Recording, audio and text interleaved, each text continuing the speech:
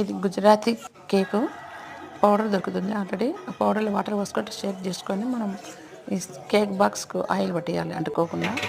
ఇది వేసుకొని ఇది ఓవెన్ సెట్ చేసుకొని ఓవెన్ టైం ప్రకారం 15 సెకండ్స్ మాత్రమే పెట్టుకోవాలి. ఆ 15 సెకండ్స్ అయ్యే లోపల టైం సెట్ చేసుకొని మనం ఓవెన్లో పెట్టుకోవాలి.